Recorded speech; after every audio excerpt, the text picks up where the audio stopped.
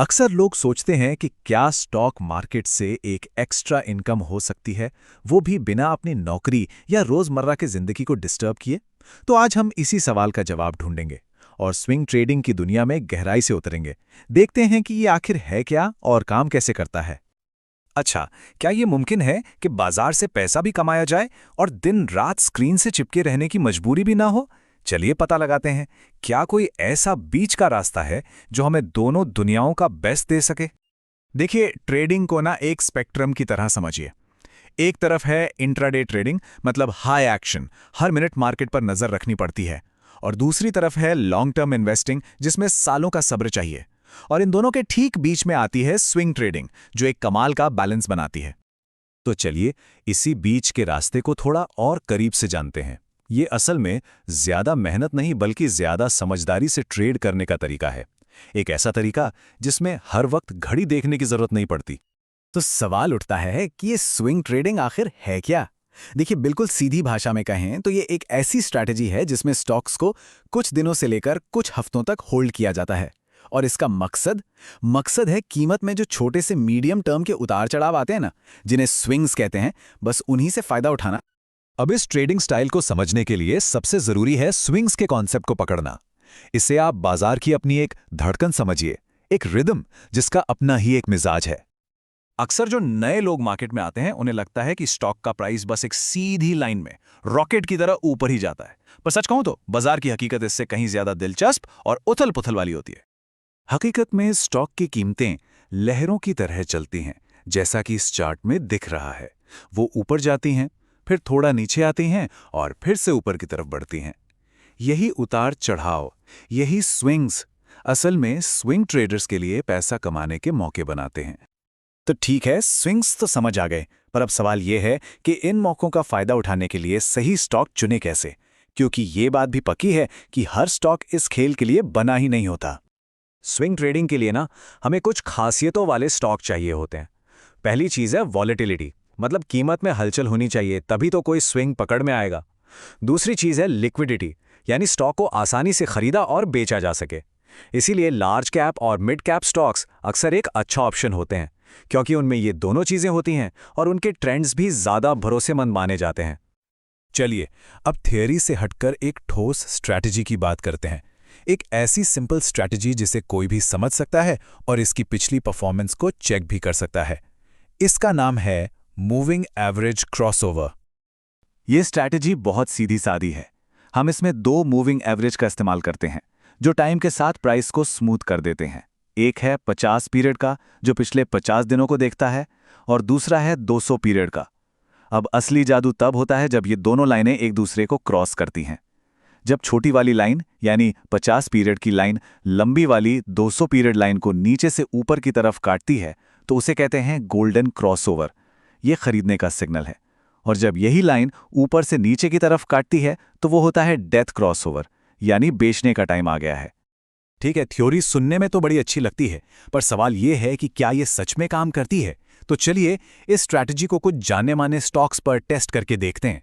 हमारा पहला केस है आईटीसी। अब आईटीसी के चार्ट पर इस स्ट्रैटेजी ने हमें 3 ट्रेड सिग्नल्स दिए। जैसा कि इस टेबल में दिख रहा है, पहला ट्रेड एक जबरदस्त जीत थी, 35% से भी ज्यादा का रिटर्न। लेकिन जरा अगले 2 ट्रेड्स को देखिए, वो छोटे छोटे लॉस थे। एक में 1% से भी कम और दूसरे में करीब 2.5% का। और यह समझना बहुत बहुत जरूरी है कि कोई भी स्ट्रैटेजी 100% टाइम काम नहीं करती। और यहीं पर इस स्ट्रैटेजी की असली ताकत दिखती है। सोचिए 3 में से 2 ट्रेड में लॉस हुआ, लेकिन इसके बावजूद उस एक बड़ी जीत ने न सिर्फ उन छोटे लॉस को कवर किया, बल्कि इन तीनों ट्रेड्स का जो नेट एवरेज प्रॉफिट था वो 32% पर आ गया। ये इस बात का सबूत है कि एक बड़ी जीत कई छोटे नुकसानों पर भारी पड़ सकती है। पर क्या ये सिर्फ किस्मत थी? चलिए एक और स्टॉक पर इसे टेस्ट करते हैं, एक बिल्कुल अलग स्टॉक। अगला नंबर है टाटा मोटर्स का। टाटा मोटर्स के केस में हमारी स्ट्रैटेजी और भी एक्टिव थी। इसने 5 सिग्नल्स दिए और यहां भी हमें मिला जुला रिजल्ट देखने को मिला। कुछ बहुत अच्छे प्रॉफिट्स हुए, जैसे एक ट्रेड में 33% का रिटर्न मिला, तो वहीं कुछ लॉस भी हुए। एक में तो 4.5% का लॉस था। यही ट्रेडिंग की सच्चाई है। और फिर भी एक बार फिर जब इन सारे ट्रेड्स का एवरेज निकाला गया तो नतीजा शानदार था। टाटा मोटर्स के लिए एवरेज रिटर्न 30% से भी ज्यादा का रहा। मतलब वही पैटर्न फिर से रिपीट हो रहा है। एक दो बड़ी जीत छोटे मोटे नुकसान को कवर करने के लिए काफी हैं। ठीक है, एक आखिरी उदाहरण और देख लेते हैं ताकि बात पूरी तरह पक्की हो जाए। इस बार देखते हैं कि ये स्ट्रैटेजी टेलीकॉम सेक्टर में भारती एयरटेल के साथ कैसा परफॉर्म करती है। भारती एयरटेल के लिए हमारी स्ट्रैटेजी ने 3 सिग्नल दिए।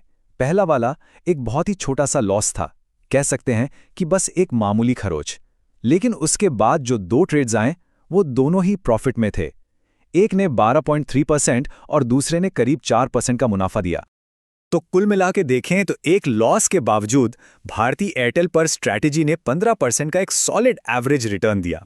मतलब 3 अलग अलग सेक्टर के 3 अलग अलग स्टॉक्स पर इन रियल वर्ल्ड एग्जाम्पल से यह साफ है कि एक सिंपल रूल्स पर आधारित स्ट्रैटेजी लगातार अच्छा परफॉर्म कर सकती है। लेकिन देखिए, सिर्फ प्रॉफिट की बात करना तो बहुत आसान है। एक जिम्मेदार ट्रेडर बनने के लिए हमें रिस्क को भी उतनी ही गंभीरता से समझना होगा, क्योंकि कोई भी स्ट्रैटेजी बिना रिस्क के नहीं आती। स्विंग ट्रेडिंग में 2 खास तरह के रिस्क होते हैं। पहला है ओवरनाइट रिस्क, क्योंकि आप अपनी पोजीशन को रात भर होल्ड करते हैं तो मार्केट बंद होने के बाद आई कोई भी बड़ी खबर अगले दिन स्टॉक के प्राइस को या तो आसमान पर पहुंचा सकती है या जमीन पर ला सकती है, और इस पर आपका कोई कंट्रोल नहीं होता। दूसरा है कैपिटल की जरूरत। इंट्राडे ट्रेडिंग की तरह यहां मार्जिन नहीं मिलता, जिसका मतलब है कि हर ट्रेड के लिए आपको अपना पूरा पैसा लगाना पड़ता है। तो इन फायदों और इन खतरों को देखने के बाद सबसे बड़ा सवाल यही उठता है, क्या स्विंग ट्रेडिंग हर किसी के लिए सही है? क्या ये किसी की फाइनेंशियल कंडीशन और स्वभाव से मैच करती है? देखिए, स्विंग ट्रेडिंग उन लोगों के लिए सबसे अच्छी है जिनकी एक रेगुलर इनकम है और जिनके पास ठीक ठाक सेविंग्स हैं। लेकिन सबसे ज़रूरी बात, इसके लिए सिर्फ रिस्क कैपिटल का ही इस्तेमाल करना चाहिए। मतलब वो पैसा जिसे अगर खो भी दिया तो कोई बड़ी मुसीबत ना आए। ये कभी भी वो पैसा नहीं होना चाहिए जिसकी ज़रूरत ज़रूरी खर्चों या लॉन्ग टर्म सेविंग्स के लिए हो। आखिर में स्विंग ट्रेडिंग एक तरह का सौदा है। आप हर रोज ट्रेड करने के रोमांच को सब्र और इंतजार से बदलते हैं, सही मौके का इंतजार करते हैं। तो असली सवाल सिर्फ ये नहीं है कि क्या कोई मुनाफा चाहता है। असली सवाल ये है कि क्या कोई छोटे मोटे नुकसान झेलते हुए भी अपनी स्ट्रैटेजी पर टिके रहने के लिए तैयार है? क्या वो अनुशासन और धैर्य अपनाने के लिए तैयार है जो इसके लिए चाहिए? यही वो सवाल है जिस पर सोचना सबसे जरूरी है।